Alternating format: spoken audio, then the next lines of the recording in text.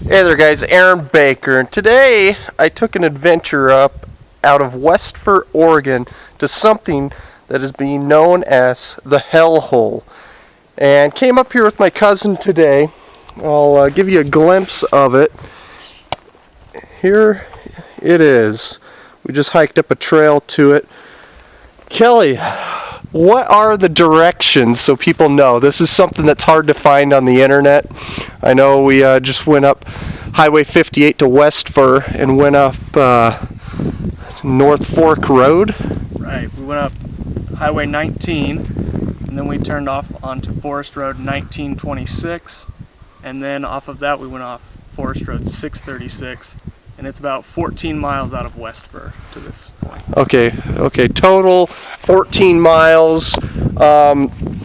So Highway 19 about 14.1 miles, and then you want to head up a Forest Service road of 1926, a couple of miles, and you'll need to take a left then off of that onto 636 for 1.5 miles, and then there's going to be a small gravel turnoff with no signs, and the trail is definitely undeveloped, and so it's easily hikeable for any hiker out there. And now the problem is, the first thing you'll see is this cliff here and a gigantic hole here, which is very dangerous, and the slopes are unstable, and supposedly I'll try to find some links to it, an old OPB video that showed that talked about this and how it is unstable and still possibly moving and all. But we're going to try to find a spot to get down into this hole. Guys, this is truly amazing. I'm right on the edge of it here, and it just keeps continuing, and I can see spots where it has recently separated. So there definitely still is movement in the earth here. This is a definite unstable area and really dangerous. As you can see, I'm right on the edge of this. Wow, it could be 150 feet down there. It's really amazing. Okay, I'm gonna throw you the rope. Shit, Aaron, there's nothing to tie it to. That tree way back there. Oh, you want to tie it to that? Yeah, and I think 75 feet will get us down here to the bottom. Okay, I don't want it to roll. Alright, I'm going to throw it way back behind you, okay? Alright.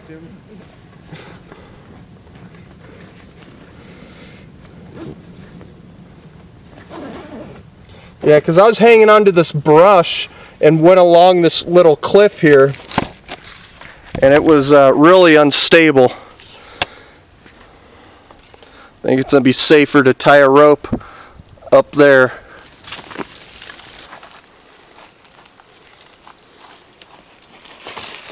Yeah, see? A little too dry. This dirt just will not hold anything. Alright, we got a good 20-foot cliff here. I do not recommend this for anyone, actually. I would not recommend anyone to come here because it is so dangerous. There are spots where anyone can get killed, and we're talking no cell phone service out here. You're far from any services. We're 50 miles from the nearest hospital, and there's no way I could get Kelly out of here if he cracks his head. Sure death. Alright guys, I just got to a point where it's incredible. It's truly breathtaking here to take this in. It is just a massive crack in the ground here, and it's, I've been to something they call in Eastern Oregon called crack in the ground, and this does not compare to it. This truly dwarfs it, and the way that this is unstable in here, it is really amazing, and of course dangerous. And I'm just not sure.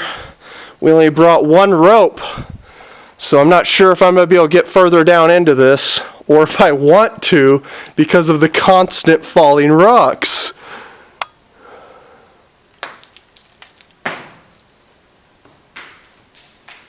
Did you hear that?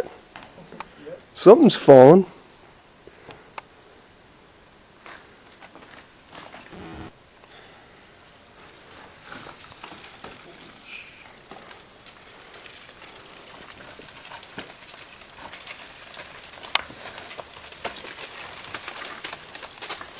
Hey now, what are you dislodging rocks above me for now?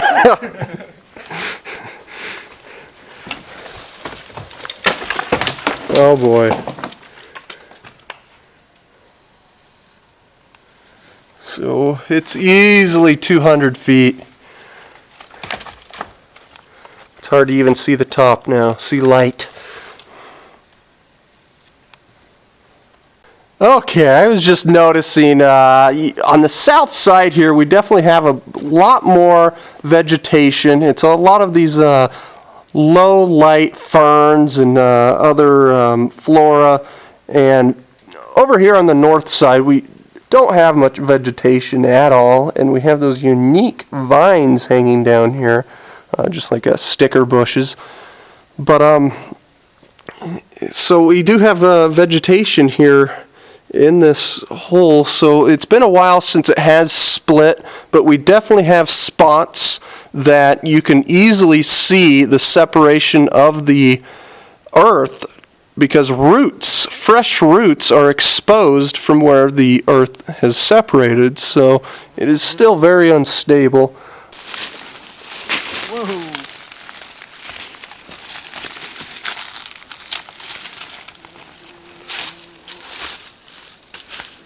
Horsefly.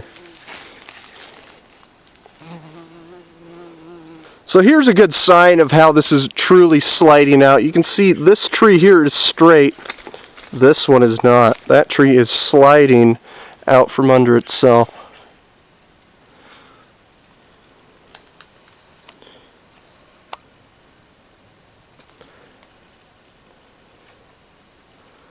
So this is another spot here. We're just continuing to hike around in here, and it is just one separation of earth to another.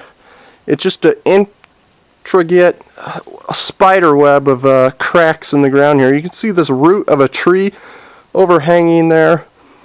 You can see several trees crossing the top of this big, huge crack. We're going to try to hike down into the bottom of this one now too.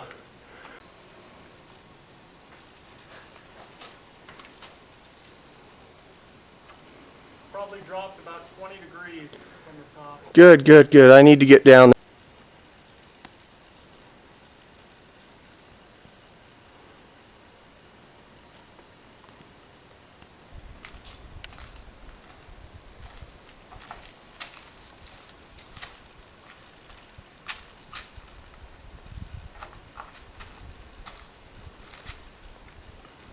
Here's an amazing spot. I'm probably a good 100 feet down in here, and it's, 80 some degrees ambient temperature today. Yeah, I'm down here in this crevice, and again, it just continues down into the ground here. We can't see it. We don't have a light, and it's got this cold air blowing up. It's really nice.